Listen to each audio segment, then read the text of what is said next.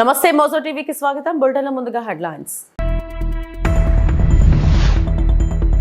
Atchutapuram SEZ ప్రమాద బాధితులను పరామర్శించిన సీఎం చంద్రబాబు.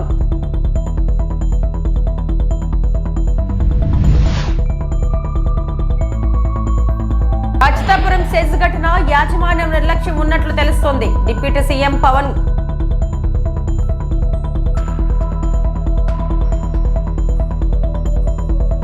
సాగునీటి రంగ నిపుణులు రిటైర్డ్ అధికారి కన్నయ్య నాయుడిని సన్మానించిన ముఖ్యమంత్రి చంద్రబాబు.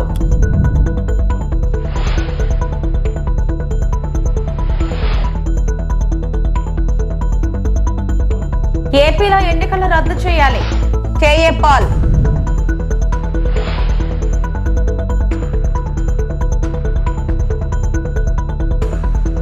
అచ్యుతాపురం సెజ్ ప్రమాద బాధితులను ఏపీ సీఎం చంద్రబాబు పరామర్శించారు.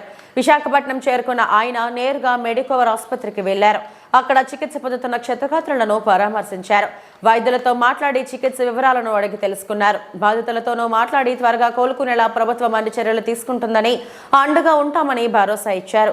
భయపడకుండా ధైర్యంగా ఉండాలని సూచించారు. అనంతరం బాధితుల కుటుంబ సభ్యులతో మాట్లాడారు.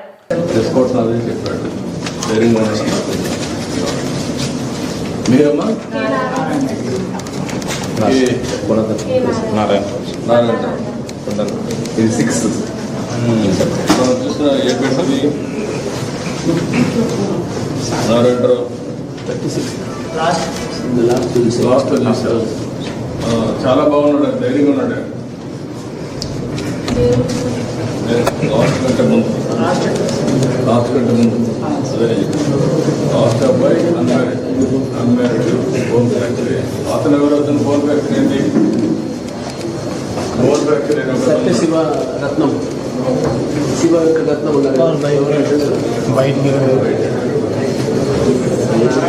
నారాయణ బాగానే ఉన్నాడు. మీరేమంటే ఇప్పుడు అక్కర్లేదు. నలుగురితో 7 మందితో మాట్లాడాను. ఒక ఆయన హాస్టల్లో ఉన్నాడు, ఆయన కూడా ఇప్పుడిప్పుడు రికవర్ అయ్యాడు, బాగానే ఉన్నాడు. అందరితో మాట్లాడిన తర్వాత డాక్టర్తో కూడా నేను స్పష్టంగా ఆదేశాలు ఇచ్చాను. ఎట్టి పరిస్థితుల్లో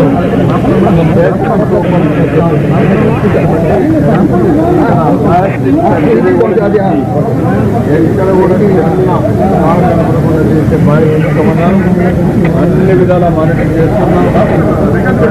చాలా దురదృష్టకరమైన సంఘటన. దీనికోసం చనిపోయిన అనకాపల్లి జిల్లాలోని అచ్యుతాపురంలో చోటు చేసుకున్న ప్రమాద ఘటన తనను కలిచివేసిందని ఆంధ్రప్రదేశ్ ఉప ముఖ్యమంత్రి పవన్ కళ్యాణ్ అన్నారు. ఇలాంటివి తరచూ జరుగుతున్నాయని, ఆ కంపెనీకి చెందిన 2 యజమానులకు విభేదాలు ఉన్నాయని, అందుకే నిర్వహణ సరిగ్గా లేదని తెలిపారు. సేఫ్టీ జాగ్రత్తలు తీసుకోకపోవడం వల్ల ఇలాంటి ప్రమాదం జరిగిందని అన్నారు. సేఫ్టీ అప్డేట్ అంటే కంపెనీల యజమానులు భయపడుతున్నారని, అలా భయపడితే ఇలాంటి ప్రమాదాలు జరుగుతాయని తెలిపారు. సేఫ్టీ ఆడిట్లు చేస్తే పరిశ్రమలు వెళ్లిపోతాయనే వదంతు ఉందని చెప్పారు. పరిశ్రమలు ఉండటం ఎంత ముఖ్యమో సేఫ్టీ కూడా అంతే ముఖ్యమని అన్నారు పవన్ కళ్యాణ్. విశాఖ పొల్యూషన్ పరిశ్రమల సేఫ్టీపై తాను చర్యలు తీసుకుంటారని చెప్పారు. త్వరలోనే విశాఖలో అధికారులు పరిశ్రమల యజమానులతో చర్చిస్తానని అన్నారు. సేఫ్టీపై నిరంతర సమీక్ష లేకపోవడం వల్లే ప్రమాదాలు రిపీట్ అవుతున్నాయని చెప్పారు. ప్రాణాలు పోకుండా కాపాడేందుకు జాగ్రత్తలు తీసుకోవాలని, పర్యావరణ సమతుల్యత పాటించే విధంగా పరిశ్రమలు ఉండాలని చెప్పారు. మేము సోషల్ ఆడిట్ ద్వారా చేయమని చెప్పాము. సార్, ఫార్మా ఇష్యూ మీద, అది వైజాగ్ ఫార్మా ప్రమాదం మీద మీరు నిన్న రివ్యూ కూడా చేశారు కదా సార్? నిన్న వైజాగ్ ఫార్మా ప్రమాదం మీద రివ్యూ కూడా చేశారు. దాంట్లో యాజమాన్య వాళ్ళ నిర్లక్ష్యం ఉందని కూడా చెప్పారు. దానికి సంబంధించి మీ రెస్పాన్స్ అంటే ఇది నిన్న జరిగిన అనకాపల్లి జిల్లా అచ్యుతాపురం ఫార్మాసిస్లో జరిగింది. చాలా బాధ కలిగింది. చాలా ఇది రిపీటెడ్గా మొన్న 3 వీక్స్ బ్యాక్ కూడా ఒక జరిగింది. 1-2 చనిపోయారు. నేను ఎప్పటికప్పుడు అడుగుతూ ఉన్నాను, ఇది పొల్యూషన్ కంట్రోల్ బోర్డు కింద రాదు. అంటే ఎన్ని ప్రమాదాలు మీకు అందరికీ తెలిసిందే. పొల్యూషన్ అంటే పొల్యూషన్ ఎమిషన్స్ ఉన్నాయా లేదా చెక్ చేయడమే తప్ప, ప్రమాణాలు చెక్ చేయడం తప్ప, ఈ సేఫ్టీ నామ్స్ కానీ ఇవన్నీ ఈ మనకి director of factories, labour, fire department, అలాగే కేంద్ర ప్రభుత్వ ఆధ్వర్యంలో ఉండే petrol and explosive safety organisation పర్యవేక్షిస్తాయి.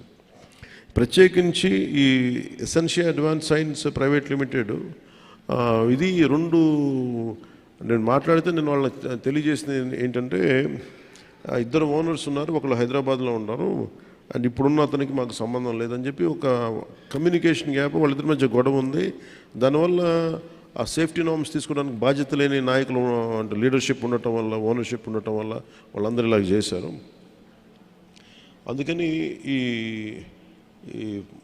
ఒక ఫ్లోర్ నుంచి ఇంకో ఫ్లోర్కి వెళ్ళే దాంట్లో అయితే ఇంకా నాకు తెలిసి వాళ్ళు అంటాం సెకండ్ ఫ్లోర్ నుంచి గ్రౌండ్ ఫ్లోర్కి వచ్చే సాల్వెంట్ ఫస్ట్ ఫ్లోర్లో కొంచెం లీక్ అయ్యి ఆ కరెంటు బోర్డ్స్ ఉంటే వాటికి అయ్యి వేపర్లాగా ఏర్పడి పేలిపోయింది. దాదాపు ప్రమాదంలోనే ఒక 7-8 మంది చనిపోయారు. చాలా దారుణంగా ఉంది, గుర్తుపట్టలేని పరిస్థితులు అని చెప్పారు.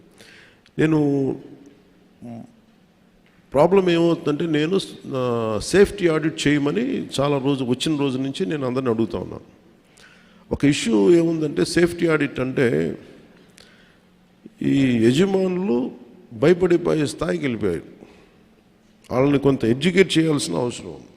ఇప్పుడు ఎనీ టైం సేఫ్టీ ఆడిట్ అనగానే మా పరిశ్రమలను మూసేస్తారా, లేదంటే ఏం జరుగుతాయి, ఎలాంటి రిపోర్ట్స్ ఉంటాయంటే there are lot of gaps in safety ఇష్యూస్లో చాలా గ్యాప్స్ ఉన్నాయి. సో అందుకని నేనేం చెప్పానంటే ఇండిపెండెంట్గా పిలవండి. నేను ఆల్రెడీ ఒక రౌండ్ ఆఫ్ మీటింగ్స్ నేను పారిశ్రామికవేత్తలతో చేశాను, ఎస్పెషల్లీ వైజాగ్ ఏరియాలో. హిందుస్థాన్ మన షిప్పింగ్ యార్డ్ వాళ్ళతో కూర్చోబెట్టి నేనేం చెప్పానంటే మీరు ఎన్ని చర్యలు తీసుకుంటారు పనిచేసే వాళ్ళకి కానీ పొల్యూషన్ కంట్రోల్ నామ్స్కి సంబంధించి మీరు ఎలాంటి చర్యలు తీసుకుంటున్నారు మాకు వివరించండి అంటే వాళ్ళు తుంగభద్ర డ్యాం ఇంజనీర్లు అధికారంలో సాధ్యం కాదని చేతులు ఎత్తేస్తే 5 రోజుల్లోనే స్టాప్ ప్లగ్ గేట్లు అమర్చి దేశంలోనే రికార్డు సాధించాం. 50 మంది సిబ్బందితో ఎంతో ప్రమాదకర పరిస్థితుల్లో ఈ పని పూర్తి చేసి నీళ్లు కాపాడగలిగామని జలవనరులు గేట్ల తయారీ నిపుణుడు కన్నయ్య నాయుడు చెప్పారు. ఎంతో రిస్క్ తీసుకొని సవాలుగా ఈ పని చేశాను. 20 లక్షల ఎకరాల పంట ఎండిపోతుందని రైతుల కళ్ళల్లో నీళ్లు చూశాం. గేట్లు అమర్చాక అదే రైతులు స్వీట్లు పంచుకుంటుంటే చాలా సంతోషించాను. ఈ పని ప్రారంభించేటప్పుడు జీవితంపై ఆశ ఉండదు అన్నారు. కన్నయ్య నాయుడుని ముఖ్యమంత్రి చంద్రబాబు బుధవారం సన్మానించారు. సాల్వా కప్పి జ్ఞాపికను అందించారు. ఈ కార్యక్రమంలో జలవనరుల శాఖ మంత్రి నిమ్మల రామానాయుడు, ప్రత్యేక ప్రధాన కార్యదర్శి సాయి ప్రసాద్ పాల్గొన్నారు. స్టాప్ బ్లాక్ గేట్ని ఏర్పాటు చేస్తానని ఆయన ధైర్యంగా అటు సిడబ్ల్యూసీని కానీ అటు తుంగభద్ర బోర్డు కానీ అనుమానాలు వ్యక్తం చేసిన నా ఎక్స్పీరియన్స్ 50 years అని చెప్పి ఆయన మరి ఏదైతే ఆ స్టాప్ బ్లాక్ గేట్స్ను కూడా, ఎందుకంటే అది కూడా 60x20 సైజు ఉన్నటువంటి గేట్ను కూడా దాన్ని 5 బిట్లుగా డిజైన్ చేసుకొని కన్నయ్య నాయుడు గారు అవి కూడా ఒక్కరే చేస్తే ఆలస్యం అవుతుందని అటు జిందాలు, అటు హిందుస్థాను, అటు ఏదైతే నారాయణ ఇంజనీరింగ్ ఇట్లా 3 వాటికి అట్లు మళ్ళీ మరియు తయారీకి అప్పచెప్పి యుద్ధ ప్రాతిక మీద ఆయన గేట్స్ని అమర్చడం వల్ల ఈరోజు దగ్గర ఒక 40 TMCల నీరుని ఈవేళ మనం కాపాడుకోగలిగాం. ఈరోజు 77 TMCల నీరు ఉంది.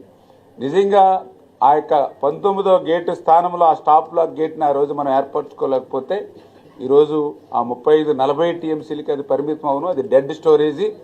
మనకి ఏమాత్రం కూడా మరి సాగునీరులో కానీ త్రాగునీరు కానీ లేనిటువంటి స్థితిలో ఈవేళ ఆ యొక్క కర్ణాటకతో పాటు మన రాయలసీమ ప్రాంతం కూడా తీవ్రమైనటువంటి దుర్భిక్షమైనటువంటి ఇబ్బందికరమైన పరిస్థితి వచ్చి ఉండేది. కానీ ఈరోజు మరి ఏదైతే ఆ యొక్క LLC కానీ HLC కానీ కేసీ కెనాల్ కానీ పర్టికులర్గా ఏదైతే మన రాయలసీమ ప్రాంతాల్లో ఉన్నటువంటి కెనాల్స్ కానీ ఏవైతే ఉన్నాయో వాటన్నిటికీ కూడా మళ్ళీ సమృద్ధిగా త్రాగునీరు సాగునీరు అందించగలుగుతూ ఉన్నామని అంటే మరి ఏదైతే కన్నయ్య నాయుడు గారు ఆయన ఆరోగ్యాన్ని సైతం పక్కన పెట్టి అక్కడ వర్క్ చేయడం, అందుకు ఒక ఇన్స్పిరేషన్గా ఆ రోజు మన ముఖ్యమంత్రి చంద్రబాబు నాయుడు గారు కూడా ఆ చొరవ తీసుకొని దాన్ని ఎట్లా మనం కట్టడి చేయాలి, ఎట్లా మనం ఆ వాటర్ని కాపాడుకోవాలనేటువంటి ఆలోచనతో ఎవ్రీడే ఆయన కూడా ఎంతవరకు వర్క్ అయ్యిందని ఎప్పటికప్పుడు ఇన్స్పెక్షన్ చేసుకుంటూ సిడబ్ల్యూసీ కూడా ఆ డిజైన్స్ని తొందరగా యాక్సెప్ట్ చేయకపోయినా కూడా చంద్రబాబు నాయుడు గారు కూడా మళ్ళీ మరి ఢిల్లీ PMO ఆఫీస్ కూడా ఇన్స్ట్రక్షన్స్ ఇచ్చి మరి ఆయన ఇచ్చినటువంటి డిజైన్స్ ఇవిగా ఆయనకి ఎక్స్పీరియన్స్ ఉంది, ఆయనకి కొంచెం స్వేచ్ఛని ఇవ్వండి, ఆయన పని చేయగలుగుతారు, తద్వారా కర్ణాటకతో పాటు మా ఆంధ్రప్రదేశ్ రాయలసీమ కూడా మేము సేవ్ చేయగలుగుతాం ఫార్మర్స్ని ఆయన కూడా చంద్రబాబు నాయుడు గారు కూడా ఎప్పటికప్పుడు మానిటరింగ్ చేసుకుని కోఆర్డినేట్ చేయడం వల్ల ఇది సాధ్యమైంది. ఏపీలో ఎన్నికలు అవినీతిమయంగా జరిగాయని ప్రజాశాంతి పార్టీ అధ్యక్షుడు కేఏ పాల్ అన్నారు. విజయవాడలో ఆయన మీడియాతో మాట్లాడుతూ ఏపీలో ఈవీఎంల ట్యాంపరింగ్ జరిగిందని చెప్పారు. 1800 బూతులలో తమ ఓట్లు ఎలా మిస్ అయ్యాయో ఆధారాలతో చెప్పారని తెలిపారు. తమ ఫ్యామిలీ నుంచి 25 మంది ఓట్లు వేస్తే 2 చూపించారని అన్నారు. ఇప్పుడు మళ్లీ ఈవీఎంల ద్వారా ఎన్నికలు జరిగితే దేశంలో ప్రజాస్వామ్యం పూర్తిగా కూని అయినట్లేనని ఆందోళన వ్యక్తం చేశారు. ఈవీఎంలు వాడిన 50 దేశాలు ఇప్పుడు బ్యాలెట్ విధానాన్ని అమలు చేస్తున్నాయని అన్నారు. ఏపీలో ఎన్నికలు రద్దు చేయాలని, మళ్లీ ఎన్నికలు జరిపించాలని అన్నారు. శ్రీభరత్ పేరు వైజాగ్ లో ఎవరికి తెలియదని, ఆయనకు ఓట్లు ఎలా పడ్డాయని నిలదీశారు.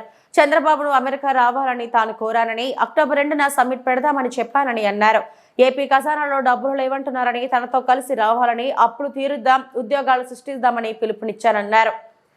అక్కడ ఈవీఎంలు ట్యాంపర్ అవ్వడం, ఒక్కొక్క బూత్లో 2000 బూతుల్లో ఎన్ని ఓట్లు మాకు పడ్డాయి, ఆ బూత్లో కనీసం ఒక బూత్లో 80 ఓట్లు మా main coordinator family members, church members వేస్తే అక్కడ ఒక్కోటి కౌంట్ లేదు. మా ఫాదరు ఫ్యామిలీ మెంబర్స్ 25 మంది దగ్గరుండి ఓట్లు వేస్తే 2 ఓట్లే కౌంటింగ్. ఇలాగ 1800 బూతుల్లో ఎట్లా అన్నది నేను ఎక్స్ప్లెయిన్ చేసి, ఈవీఎంలు ట్యాంపరింగ్ ఎలాగవుతున్నాయని అప్లై చేసి, ఇప్పుడు చంద్రబాబు నాయుడు గారు, హరిప్రసాద్ అప్పుడు ఈవీఎంలు ట్యాంపరింగ్ అయిందని 2018-19 కోర్టుకి వెళ్ళడు, సుప్రీం కోర్టుకి. ఇది వరస్ట్ ఎలక్షన్. చరిత్రహీనులుగా మిగిలిపోతారా? ప్రపంచంలో 180 దేశాలు ఎందుకు ఈవీఎంలు వాడి పక్కన పెట్టాయి? 60 లక్షల ఈవీఎంల్లో 40 లక్షలు అఫీషియల్గా వాడి తతిమా 20 లక్షలు ఎలాగ అన్అఫీషియల్గా వాడుతున్నారు. రుజువులతో పెట్టాను. ఆనరబుల్ జస్టిస్ ఆర్డర్ పాస్ చేశారు, నోటీసులు పంపించారు. అక్కడ కలెక్టర్ని కూడా నోటీస్ పంపించి రప్పించి సస్పెండ్. ఒకటే విషయం గమనించండి, నవ్ ఆర్ నెవర్. ఇప్పుడే కానీ ఎలక్షన్స్ మరలా ఈవీఎంల ద్వారా జరిగితే మరి ఇంకా దేశంలో ప్రజాస్వామ్యం పూర్తిగా కూని అయినట్లే. ఈవీఎంల ద్వారా ఎలక్షన్ వద్దు, బ్యాలెట్ పేపర్ ద్వారా అమెరికా, ఆస్ట్రేలియా, కెనడా, యూరోపియన్ 50 కంట్రీలు వాళ్ళందరూ ఈవీఎంలు వాడిన వారే. ఇప్పుడు ఈవీఎంలు వాడట్లేదు, పక్కన పెట్టి. ఎందుకు? ఎలక్ట్రానిక్ మెషిన్ ఏదైనా ఎలా ట్యాంపరింగ్ అవుతుంది? ఉదాహరణ, ఒక పెట్రోల్ బంక్కి వెళ్ళి ఎలక్ట్రానిక్ మెషిన్ మీకు లీటర్ పెట్రోల్ అడిగితే అది 900 ml వస్తుంది. 10% అక్కడ ఆటోమేటిక్ ట్యాంపరింగ్. మహిళా అభివృద్ధి మరియు శిశు సంక్షేమ శాఖ సుస్థిర అభివృద్ధి లక్ష్యాల సాధన దిశగా కృషి చేసి ప్రభుత్వ ఆశయాలకు అనుగుణంగా మహిళల అభ్యున్నతికి మరియు శిశు సంక్షేమానికి అత్యంత ప్రాధాన్యతగా పనితీరు ఉండాలని, మాతా శిశు మరణాలు, మాల్ న్యూట్రిషన్ లేకుండా చర్యలు తీసుకోవాలని తిరుపతి జిల్లా కలెక్టర్ డాక్టర్ ఎస్ వెంకటేశ్వర్ సంబంధిత అధికారులకు సూచించారు. స్థానిక కలెక్టరేట్ వీడియో కాన్ఫరెన్స్ హాల్ నందు మహిళా అభివృద్ధి మరియు శిశు సంక్షేమ శాఖపై సిడిపిఓలు, సూపర్వైజర్లు, డీసీపీఓ, డిఎం, మహిళా ప్రాంగణం వన్ స్టాప్ సెంటర్ అధికారి తదితరులతో సమీక్ష నిర్వహించి దిశానిర్దేశం చేశారు. ఈ సందర్భంగా జిల్లా కలెక్టర్ మాట్లాడుతూ మహిళా అభివృద్ధి మరియు శిశు సంక్షేమ శాఖ సుస్థిర అభివృద్ధి లక్ష్యాల సాధన దిశగా కృషి చేసి ప్రభుత్వ ఆశయాలకు అనుగుణంగా మహిళల అభివృద్ధికి, సాధికారతకు మరియు శిశు సంక్షేమానికి అత్యంత ప్రాధాన్యతగా పనితీరు ఉండాలని, మాతా శిశు మరణాలు, మాల్ న్యూట్రిషన్ లేకుండా చర్యలు తీసుకోవాలని అధికారులకు సూచించారు. ఈ మండలంలో ఈ ప్రాజెక్ట్లో ఎక్కువ మంది శామ్ ఉన్నారు, ఎక్కువ మంది మ్యామ్ ఉన్నారు. ఓకే, వాళ్ళు ఉన్నారు కాబట్టి ఆ ప్రాజెక్ట్ నేను తిట్టడం అట్లా ఉండదు. ఒక్కొక్క మండలం ఒక్కొక్క ప్రాజెక్ట్, ఒక్కొక్క యూనిక్ ఛాలెంజెస్ ఉంటాయి. కొన్ని ఫార్ ఆఫ్ మండల్స్ ఉంటాయి, ఇంటీరియర్ మండల్స్ అక్కడ ఎక్కువ ఉండొచ్చు. బట్ ప్రాపర్గా అసెస్ చేయటం, ప్రాపర్గా వాళ్ళని పిల్లల్ని మనం ముందు గుర్తించడం. It is not link to social status. బాగా రిచ్ కిడ్స్ ఉన్న వాళ్ళు కూడా they must be malnourished. So మనం సరిగా అసెస్ చేయకపోతే will be missing out on many children. వాళ్ళు లైఫ్ లాంగ్ సఫర్ అవుతారు. ఓకే, మనం ఆ 6 months to 6 years అనేది వెరీ క్రిటికల్. సో అంతలో మనము వాళ్ళని సరిగ్గా ఐడెంటిఫై చేసి ప్రాపర్ కేటగిరీలో వాళ్ళు పెట్టకపోతే will be doing great injustice to the society, to the children. Okay, so వీళ్ళకి ఏమేమి స్కీమ్స్ ఉన్నాయి, వాట్ ఎవర్ మనకి 36 months to 72 months అంటే 6 years వరకు, అంటే ఆల్మోస్ట్ 1.5 అదే మన ఈ hot cooked mid day meal for children aged 3 to 6. Mid day meal hot cooked ఇస్తున్నాము. అవి ప్రాపర్గా ఇస్తున్నామా, రోజు అదే వండి పెడుతున్నాం అనేది ఒకసారి ప్రాపర్గా చూసుకోండి. అదేవిధంగా తిరుమల శ్రీవారి సేవలో చిరు దంపతులు. మెగాస్టార్ చిరంజీవి తన పుట్టినరోజు సందర్భంగా నేడు తిరుమల శ్రీవారిని కుటుంబ సమేతంగా దర్శించుకున్నారు. విఐపి ప్రారంభ విరామ దర్శన సమయంలో సుప్రభాత సేవలో పాల్గొన్నారు. దర్శనానంతరం ఆయనకు రంగనాయకుల మండపంలో ఆలయ పండితులు వేదాశీర్వచనం చేసి స్వామివారి తీర్థ ప్రసాదాలను అందజేశారు.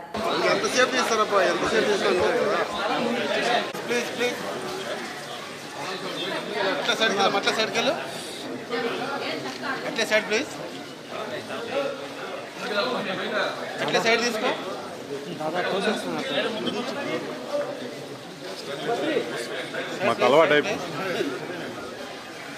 Happy birthday sir. Many more happy returns of the day sir.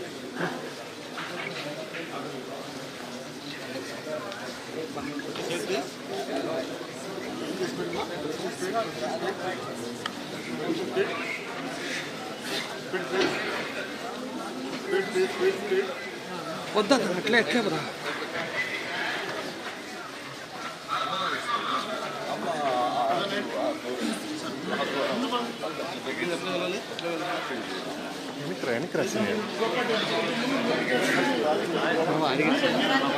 అడిగేస్తా బాబా, అడిగేస్తా.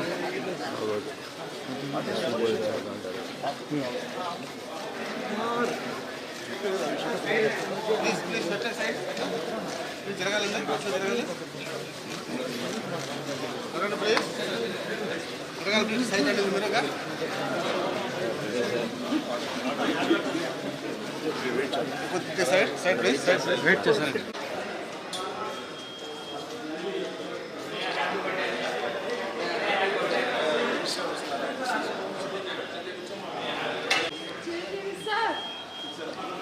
పుట్టినరోజు అయింది ఈరోజు సార్. Happy birthday sir.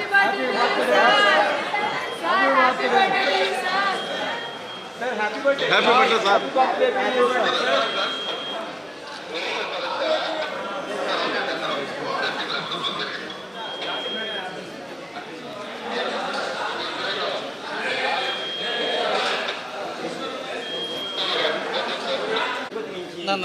చేతులు పెట్టదండి.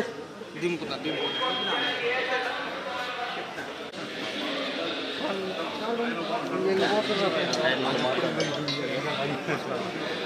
మాట్లాడేది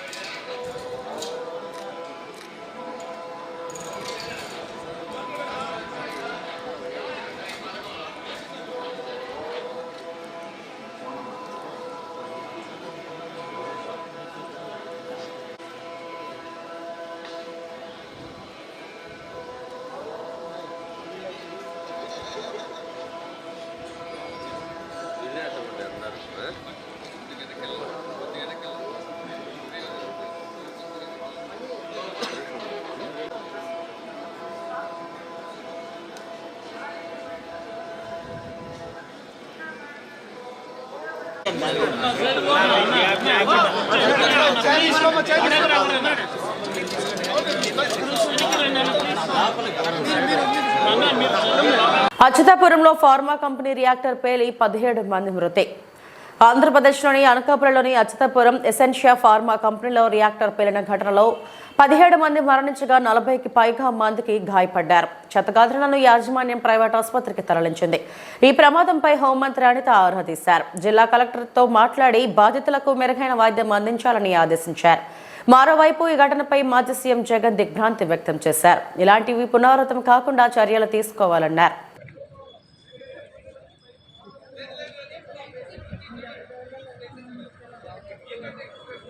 మదిర నియోజకవర్గం ఎర్రుపాలెం మండలం కొత్తపాలెం గ్రామం నుండి గట్ల గౌరారం గ్రామం వరకు 20 కోట్ల నిధులతో రోడ్డు నిర్మాణ అభివృద్ధి పనులకు శంకుస్థాపన చేసిన డిప్యూటీ సీఎం బట్టి విక్రమార్కమల్లో ఎర్రుపాలెం మండలంలోని మేనవోలు బనిగెళ్లపాడు గ్రామాల మధ్య 1,71,00,000 నిధులతో నిర్మించనున్న రోడ్డు పనులకు శంకుస్థాపన చేసిన డిప్యూటీ సీఎం బల్లు విక్రమార్క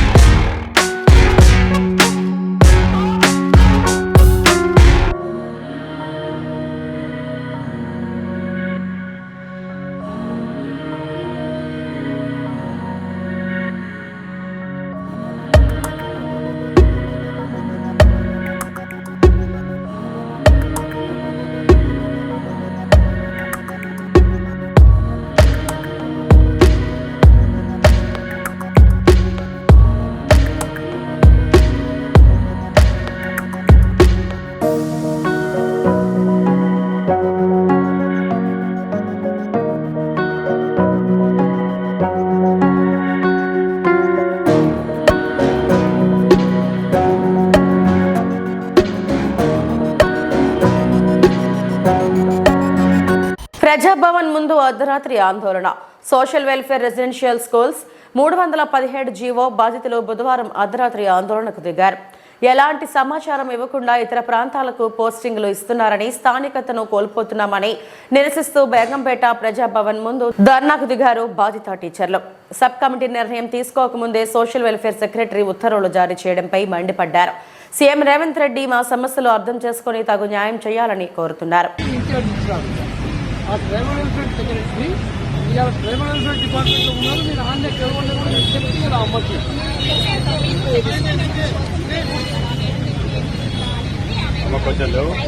యాక్చువల్గా మాకు రిలీవింగ్ అడ్రస్ ఇవ్వలేదు ఇప్పటి వరకు. మేము ఎక్కడైతే ఉన్నామో అదే స్థానంలో ఉన్నాము. ఈ రోజు జస్ట్ ఏం చేశారంటే రిలీలోకేట్ ఎవరైతే అయ్యారో వాళ్ళు జస్ట్ హెడ్ ఆఫీస్కి వచ్చి కౌన్సిలింగ్ అటెండ్ అవ్వమని ఇచ్చారు. కానీ అక్కడ కౌన్సిలింగ్ జరగలేదు. జస్ట్ ఫార్మా ప్రమాద మృతులకు కోటి ఎక్స్గ్రేషియా, చికిత్స పొందుతున్న వారికి పరిహారం. ఫార్మా ప్రమాద మృతులకు ₹1,00,000 ఎక్స్గ్రేషియా ఇవ్వనున్నట్లు విశాఖ కలెక్టర్ హరీంద్ర ప్రసాద్ ప్రకటించారు. అలాగే చికిత్స పొందుతున్న వారికి కూడా పరిహారం అందించనున్నట్లు ఆయన తెలిపారు. క్షతగాత్రుల గాయాల తీవ్రతను బట్టి నష్టపరిహారం ఇవ్వనున్నట్లు కలెక్టర్ తెలిపారు. ప్రస్తుతం ఆసుపత్రిలో 41 మంది బాధితులు చికిత్స పొందుతున్నారని, మృతుల సంఖ్య పెరిగే అవకాశం లేదని కలెక్టర్ హరీంద్ర ప్రసాద్ చెప్పారు. కాగా అనకాపల్లి జిల్లా రాంబిల్లి మండలం అచ్యుతాపురం సెజ్లోని ఎసెన్షియా కంపెనీలో భారీ అగ్ని ప్రమాదం జరిగిన సంగతి తెలిసిందే.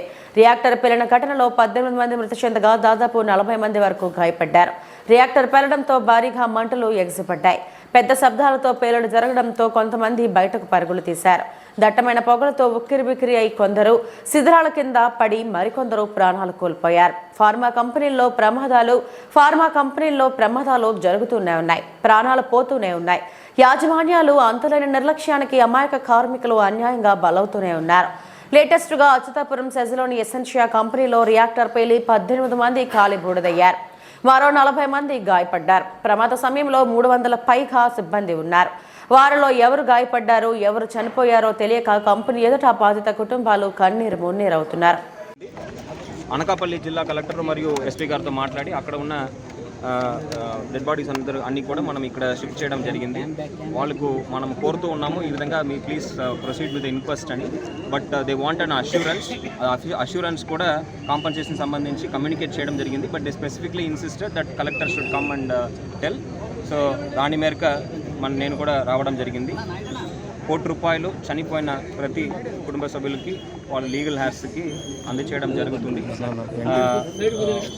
I know it is a very unfortunate incident సంబంధించి పూర్తి వివరాలు కూడా మనము ఫైండ్ అవుట్ చేయడం జరుగుతుంది. ఒక టీమ్ ఆఫ్ ఎక్స్పర్ట్స్ దాన్ని సైట్ని ఇన్స్పెక్ట్ చేసి ఎందువల్ల ఈ ప్రమాదం జరిగింది, ఇటువంటి ప్రమాదం ఫ్యూచర్లో జరగకుండా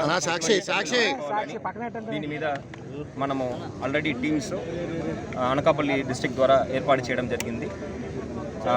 ఇంతే కాకుండా కొంతమంది బాధితులు కూడా మన దగ్గర ఉన్నారు.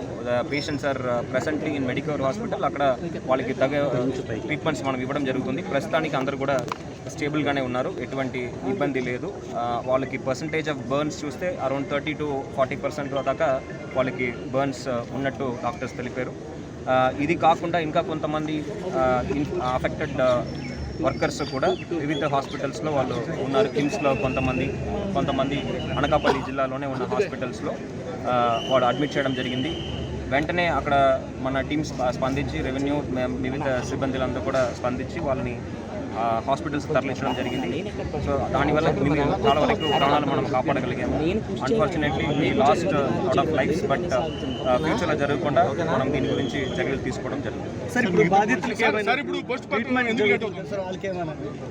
పోస్ట్ మార్టం వాళ్ళు కాంపన్సేషన్ గురించి అడిగి మనం వాళ్ళు కొద్దిగా ఆందోళన చేశారు. వాళ్ళకి వివరించడం జరిగింది. కాంపన్సేషన్ ఎట్టి పరిస్థితిలో వాళ్ళకి దాదాపు 1 crore మనం ప్రతి ఫ్యామిలీకి కూడా ఇవ్వడం జరుగుతుందని క్లారిఫై చేయడం జరిగింది. సో అందువల్ల వాళ్ళందరూ కూడా ఇప్పుడు పోస్ట్ మార్టం ప్రొసీడ్ చేస్తామని ఒప్పుకున్నారు. ఆల్రెడీ కొన్ని ఫ్యామిలీస్ ఎక్స్ప్లెయిన్ చేయడం వల్ల యాక్సెప్ట్ చేసుకుని ఆల్రెడీ కొంతమంది బాడీస్ రిసీవ్ కూడా చేసుకున్నారు. గాయపడిన వారికి మనకి ఎక్స్టెంట్ ఆఫ్ ఇంజురీ బట్టి ఉంటుందండి. అది ఇంకా గవర్నమెంట్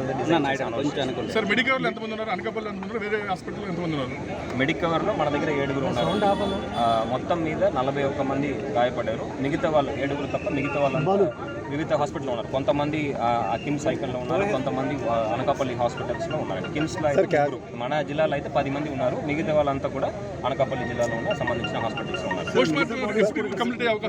పోస్ట్ మార్టం మనం ఎక్కువ టీమ్స్ పెట్టాము. In another 3 hours maximum we will complete. అంతే మనకు పంపించిన 12 బాడీస్ మాత్రమే మనము ఇక్కడ పోస్ట్ మార్టం చేసి పంపడం జరుగుతుంది. మిగతాది అనకాపల్లి అండ్ ఎన్టీఆర్ హాస్పిటల్లోనే చేయించడం జరుగుతుంది. రెస్క్యూ అండ్ కంప్లీట్ అయినట్టే అండి. అక్కడ they can comment as of now లేదండి. యాజ్ ఆఫ్ నౌ నాకు తెలిసిన వరకు అందరూ కూడా స్టేబుల్గానే ఉన్నారు. మనము ప్రోగ్నోసిస్ ఎలా ఉంటుందో చెప్పలేము. సారీ, మెడికవర్లో ఎవరైతే ట్రీట్మెంట్ పొందుతున్నారో వాళ్ళు ప్రస్తుతానికి మన స్టేబుల్గానే ఉన్నారు. విషాదకరంగా మనం